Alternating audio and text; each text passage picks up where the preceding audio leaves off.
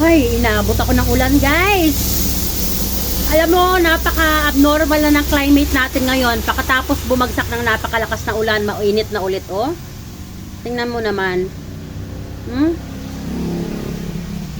Kanina, ang lakas-lakas.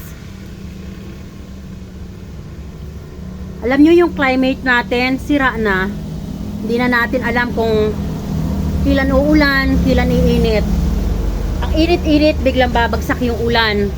Then, ayan na ulit. Sobrang init na ulit, oh. Tingnan nyo, guys. Oh, baha. Oh. Biglang bugso ng ulan. Ang lakas.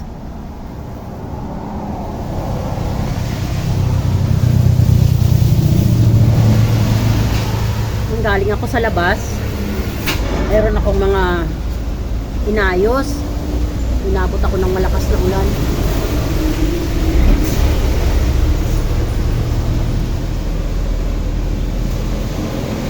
Ayan.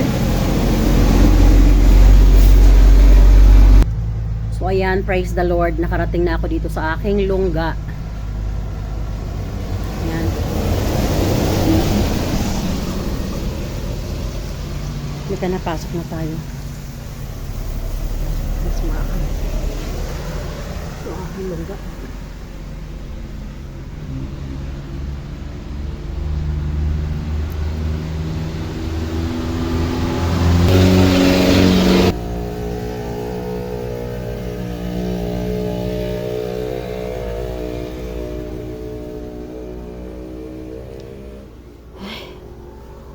So ayan guys, magbubukas muna ako ng pinto at kaninang umalis ako ay sinara ko lahat.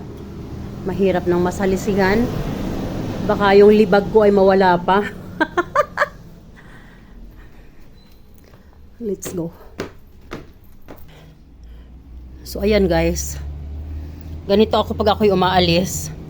I have to make it sure na lahat ay nakasarado. Kasi minsan, yung sorry natin hindi na nag-work out. Diba?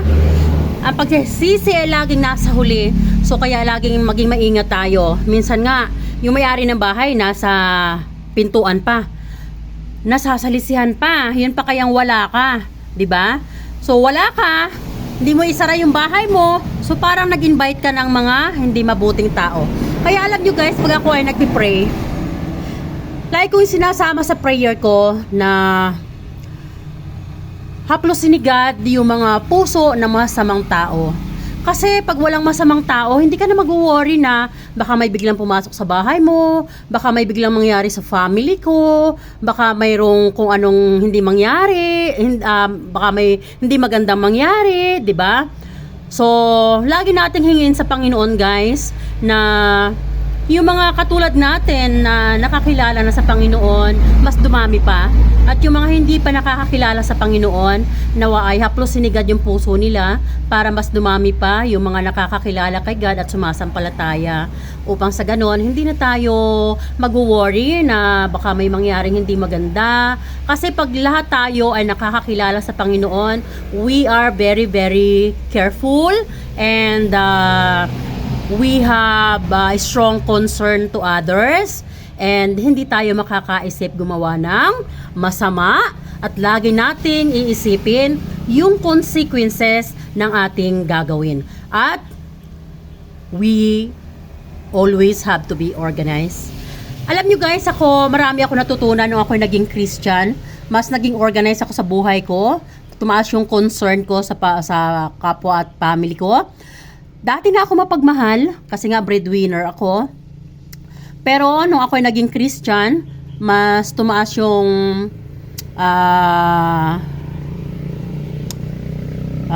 capacity ng pagmamahal ko, hindi lang sa family ko, kundi sa ibang tao, at natutunan ko na ring mahalin ang sarili ko.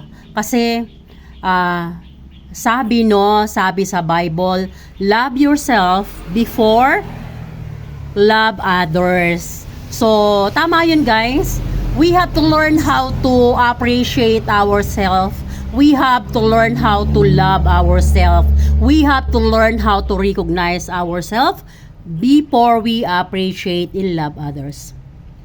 Kasi kung puro iba lang ang mamahalin natin, minsan nga nakakalungkot. Minsan sa family member natin, ibinigay natin yung buong buhay natin sa kanila. Ako guys, experience ko to.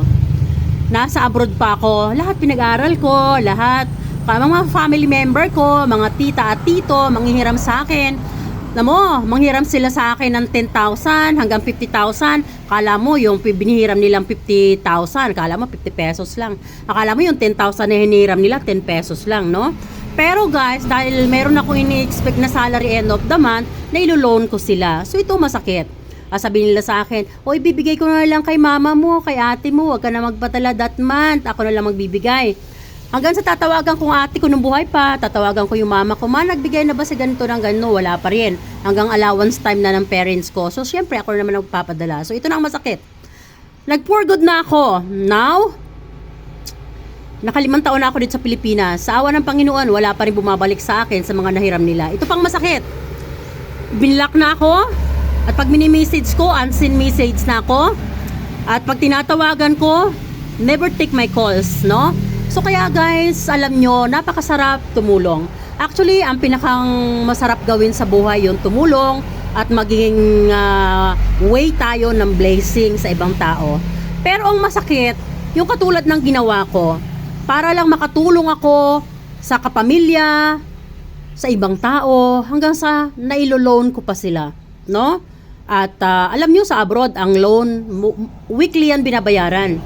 So, para mabayaran ko yun ng weekly, manghihiram din ako sa kung kani-kanino ng tigka-kaunti para mahulugan ko yung loan na yon. Tingnan mo yung sakripisyo.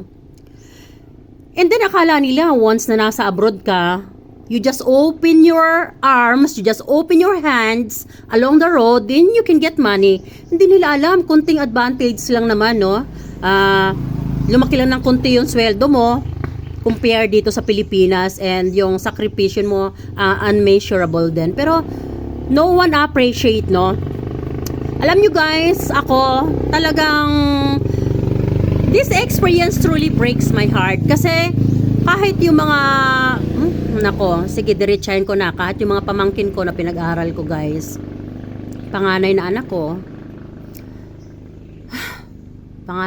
guys, alam mo ba, pinag-aral ko yan ng nursing. Nakipagsabayan siya sa mga artista. Gusto niya mag-Dominican College. Tingnan nyo kung gaano kamahal ang tuition fee sa Dominican College.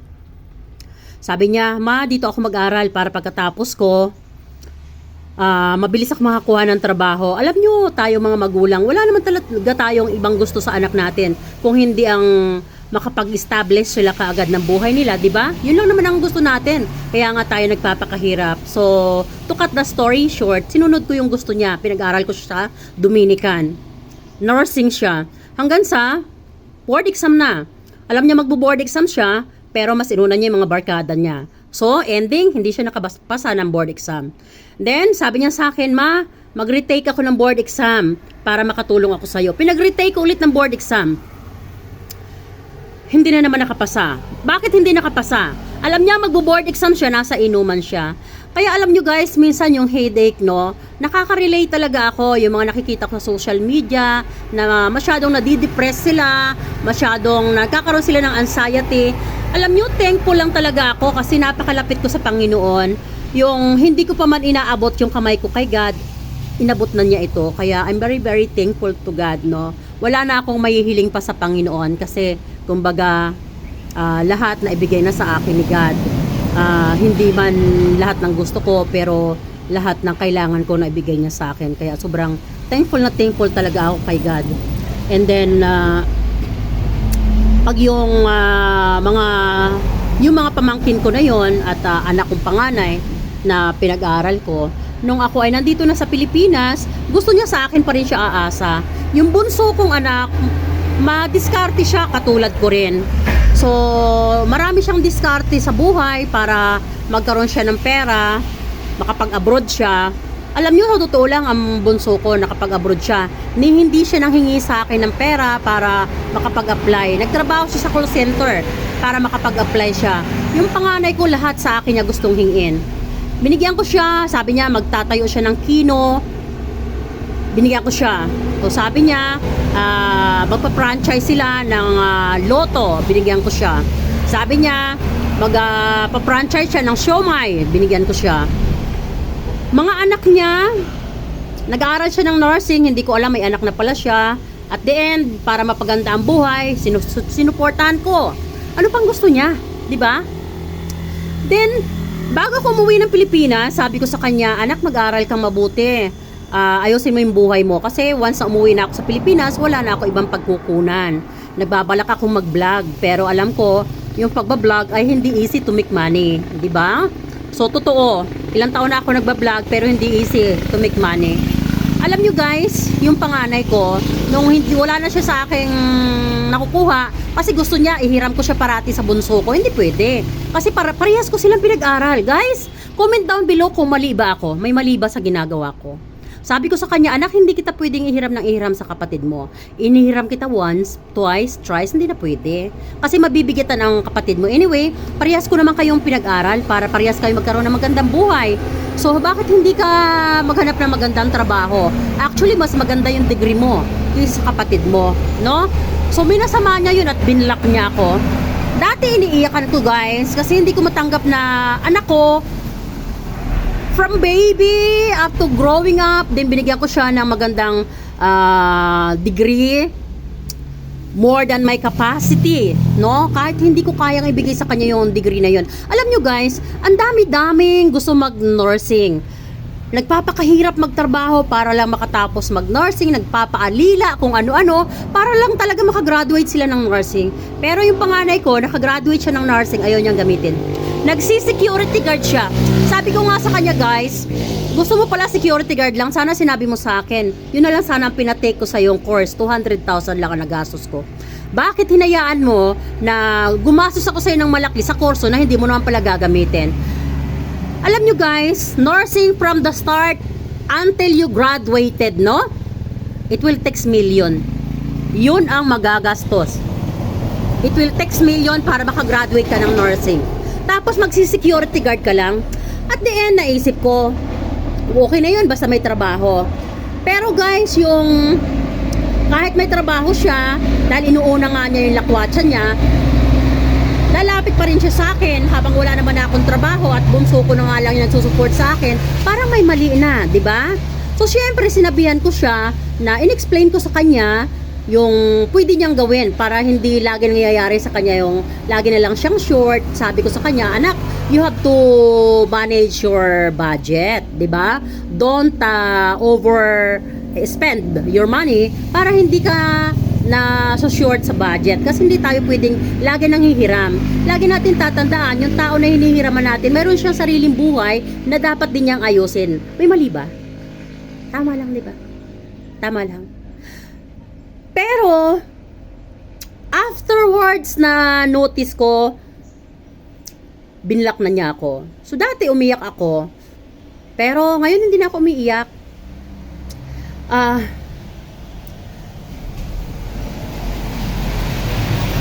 Sinurrender ko na lahat kay God. Sabi ko kay God, God, bahala ka na. Ikaw naman nag-create sa amin. Bahala ka na. Ikaw na yung bahala sa sitwasyon namin. Ikaw na yung bahala sa paggabay, sa disiplina, sa pagmamahal para sa aking mga anak. Kung maaring hindi sapat yung disiplina ko sa kanila, pero naniniwala ako na ang disiplina ni God sa ating lahat, hindi nagkukulang. Laging tama at laging may good results. So kinalma ko na lang yung sarili ko guys, kasi nung una-una lagi ko siyang iniisip hanggang sa nagkakasakit ako, nagkaroon ako ng high blood, then hindi na ako makatulog, nagkaroon ako ng anxiety, and then dahil hindi ako makatulog, bumaba yung hemoglobin ko, nagkaroon ako ng hypoglycemia. So pababa yung aking immune system. So, until I realized na why not ipag-pray ko yung sitwasyon ko, na tulungan ako ni God na mas maging strong ako as a mom. Total, hindi naman na ako nagkulang. Lahat na ibigay ko na sa kanila, which is true, di ba? Hindi na ako nagkulang sa kanila guys. Kasi sabi ko nga, I give all my best as a mom for them. Pero sadyang minsan kahit sa kapamilya man o ibang tao, yung goodness natin kahit kailan hindi magiging enough sa kanila. Kaya wag tayong magpakamatay para ibigay yung ating best sa kanila. Kung ano lang yung kaya natin, yun lang ibigay natin. Now, kung yung kaya natin na yun, hindi pa rin nila na-appreciate, stop. Lagi nating tandaan, we are not in this earth to please anybody else. Kung ang sitwasyon na ito ay nasa mga anak natin, yes, responsibilidad natin ang ating mga anak. Pero alam ba natin, part ng US, Australia and UK, and Korea, once their children reach 18, stop na yon guys, from taking a support from family, from parents, no? They can work and support themselves. Tayo lang naman talagang mga Asian, especially Philippines, no? Kahit minsan, matatanda na yung mga family member, nakaasa pa rin sa atin. Hanggang sa tayo na yung nagkakaroon ng depression, tayo na yung nagkakaroon ng anxiety. Then I realize na kaya tayo nagkakaroon ng anxiety kasi shoulder natin yung mga problema na hindi na natin dapat i-shoulder pa. Yung mga problema na dapat ay shoulder ng iba dahil sila naman ang nag-create noon, bakit tayo ay nakikisaw-saw pa? Ipinapaako nila sa atin yung mga responsibilidad na sila naman ang bumuo ng problema. At the end of the day, tinulungan mo na sila, masama ka pa. Katulad na nangyari sa akin. Anyway guys, minsan sa mga nangyayari sa buhay natin, hindi nga tayo magigising at hindi tayo babangon kung hindi tayo nasaktan. So ako, sa ngayon, natuto na ako. Dahil dumarating ako sa point na mangungutang sa akin yung mga tao, hindi naman nakapagbayad pa ng mga previous na utang, then sabihin sa'yo, pag sinabi mo, wala akong pera this time dahil wala naman akong trabaho. Ang sagot sa'yo, ikaw pa, mawawala ng pera. Hello? Yung bangko nga nawawala ng pera, di ba? Yung pa kayang tao na naging simple empleyado lang naman, di ba? So anyway guys, bumaba na ako dito sa first floor at umiinit na yung singaw doon sa aking second floor. Na-stuck na ako doon, nagbukas lang naman ako ng pinto ng terrace kanina. Pero na-stuck na ako doon sa kwentuhan natin. So anyway, let's cut this conversation. Gusto ko lang sana sa panonood nyo ng video na to, kung tinapos mo man ang video na to panoorin, sana may napulot kang aral. Sana sa kasalukuyan at sa mga darating pang araw, sana kapulutan nyo ng aral na ang pagtulong ay pinakang masarap gawin sa buhay ng tao. Pero don't give someone chance to abuse you. Kasi pag sobra-sobra na yung pagtulong natin, as in katulad ng ginawa ko, na ipaglo-loan ko pa talaga sila para matulungan ko sila, then at the end of the day, they don't appreciate you. They will still treat you like an strangers, like what happened to me now. Pero okay lang ako. Kasi, sabi ko nga sa inyo, I'm still feel blessed beyond measure. Kasi hindi naman ako iniiwan ni God. Kahit, minsan, kala ko, zero balance na ako. May mga biglang darating sa akin na, Wing, sobra itong ano ko, iyon na lang to. Oy, Wing, nanalo ako sa ano. Bigyan kita. Uy, Wing, dalawa yung nakuha kong ganito, tigisa tayo. So, yun din yung mga fruits ng goodness ko, ng mga nakaraan. So, natutuwa naman ako. So, nangangahulugan lang noon na pag gumawa tayo ng kabutihan sa kapwa, hindi rin naman tayo pababayaan ni God. Dahil yung mga tao na yon minsan, mayroon ding iba sa kanila na may puso pa rin. At andun pa rin sila sa pagbabalik ng utang na loob or tulong sa atin. Pero karamihan, talagang iti-take for granted nila hanggang matuyot ka, parang bloodsucker ba? Parang linta. Na hindi ka nila lulubayan hanggat may dugo ka pa. Pag naubusan ka na ng dugo, doon ka lang nila lulubayan. At pag naubusan ka na ng dugo, sorry, I don't know you. I'm not talking to strangers. I'm not paying attention to strangers. Strangers ka na ngayon sa kanila. So yun lang. Thanks for watching. And Tita Wena always saying, don't forget to keep loving one another. Once we learn how to appreciate and recognize ourselves, we learn how to love ourselves, only then we will know our value. Take note. Don't forget to subscribe. Write down a little bit longer comment for my revenue. And if you are handling YouTube channel too, I will do support you too. God bless. I love you all.